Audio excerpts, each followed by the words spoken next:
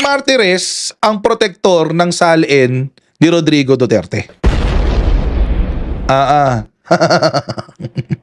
So, mga kababayan, kung si Justice Secretary Boying Remulla ang magiging ombudsman, ay tapos ang salin ni Rodrigo Duterte. Oo. Kasi mga kababayan, for the longest time, pinoprotektahan ni Ombudsman Martires yung salin. Dami nga sinasabi, napalusot. Sabi, kailangan daw maghabla daw muna ng kaso, kailangan may court order, kasi bine-weaponize daw yung salin against any official, blah, blah, blah, blah, blah, blah. Pero kasi meron tayong freedom of information, protektado yan sa Constitution, no? Karapatan natin yan, lalo na elected official. So regardless if it is being weaponized or not, the fact of the matter is, we have the right to information. Ang sinabi pa niya, gusto niyang ipakulong yung mga nagko-komento. Oo.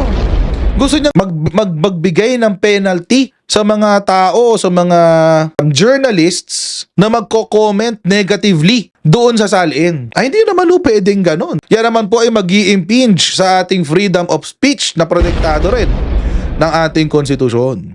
Mukhang si Sec Boying ay may planong lumipat midterm. Midterm ni PBBM, mukhang may plano siyang lumipat. Saan? Siya po ay nag-apply bilang ombudsman. Oy, my goodness.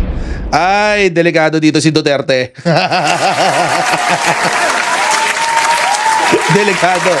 Delikado mga Duterte dito, guys. Bakit? Kasi mga kababayan, alam naman na, this is a fact. Oh, hindi na natin to isusugarcoat pa. Alam naman natin na si Ombudsman Martires ay kilala na protektor ng mga Duterte. Now that he is retiring, his retirement will be effective on July 27. May dahilan kabahan ang mga Duterte dito. Kasi mawala na yung protector nila. Pag wala na yung protector nila, they're very, very vulnerable. Lalong-lalo na alam natin na merong 51 billion issue na palutang-lutang dyan kay Pulong Duterte. Tapos, merong confidential fund issue si Sara Duterte. Tapos yung Parmali issue ni Rodrigo Duterte. So, maraming pwedeng balikan, mga kababayan.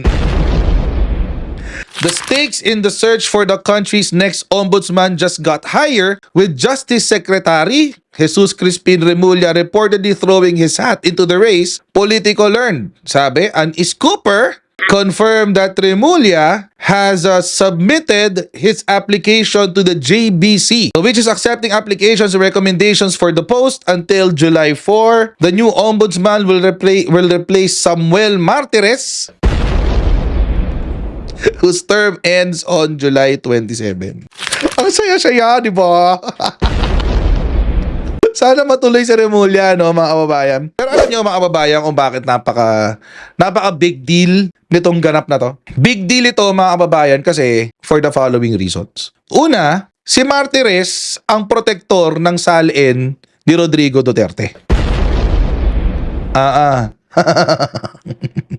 So, mga kababayan, kung si Justice Secretary Boying Remulla ang magiging ombudsman, ay tapos ang salin ni Rodrigo Duterte.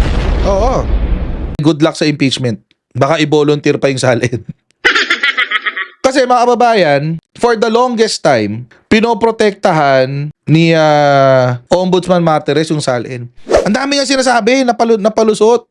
Sabi, kailangan daw maghabla daw muna ng kaso, kailangan may court order, kasi bine-weaponize daw yung salin against any official, blah, blah, blah, blah, blah, blah. Okay, sige, walang problema. Nandun naman na tayo sa weaponization.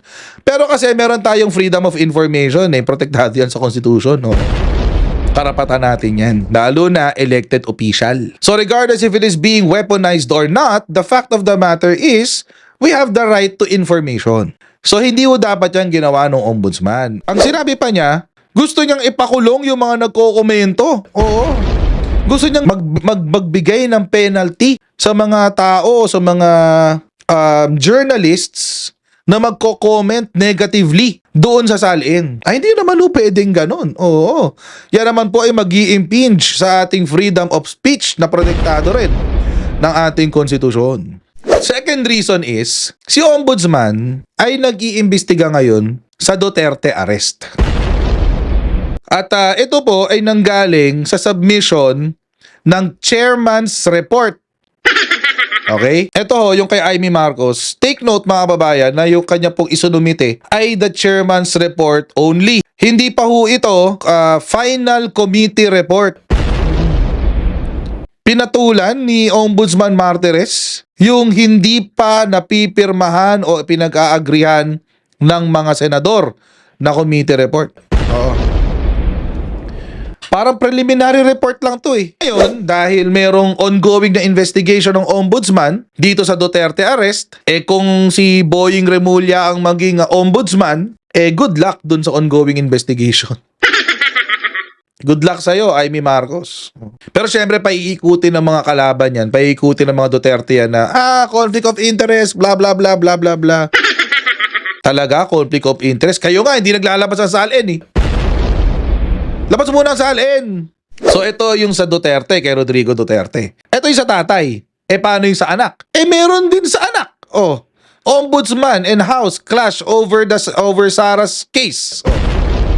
Diba last week lang yan? Biglang pinaimbestigahan ni Samuel Martires yung confidential funds ng OVP at DepEd dahil daw sa committee report ng House of Representatives. Uy, my goodness. Bilis action no? Buti sana kung bilis action para sa tama, kaso hindi. Parang ginagawa lang to para protektahan si Sara Duterte sa impeachment. Although, mga kababayan, syempre, nakwento ko nga sa inyo nung linggo, last week pa, nakwento ko sa inyo last week, na si Ombudsman ay mukhang tinamaan na ng hiya. Finally. Hihintayin daw nila yung impeachment result bago sila mag-imbestiga. This is really, itong pagkaka-apply, itong pagsali ni Secretary Boying bilang Ombudsman will be a good thing for rule of law and justice in the Philippines. Finally, mga kababayan, meron na tayong magiging halimbawa ng isang malaking politiko, na isang malaki at mapang-abusong politiko na pagdudusahan yung kanyang krimen. Finally, sana ho matuloy kasi mas gusto namin yan. Ako bilang hampas lupa, syempre, gusto ko makakita naman for once ng mga abusadong politiko na pinagdudusahan yung kanilang mga pinaggagawa. Diba? Ayaw nyo ba nun? Ako gusto ko yun eh. Diba? So, I think dito sa administrasyon ni PBBM, umpisa nang naghihil ang Pilipinas. The Philippines is healing, mga kababayan. Thank God, no? So sana mga kababayan, matuloy si Sec Boying at sana gawin niya ng tama yung kanyang trabaho. O syempre, hindi lang naman porke kaalyado siya ngayon, ibig sabihin gagawin niya na maayos yung trabaho niya, di ba? I mean, syempre dapat maayos pa rin yung trabaho natin, Jarn, di ba, Sec Boying? Oo. Kung magiging ombudsman siya in the future.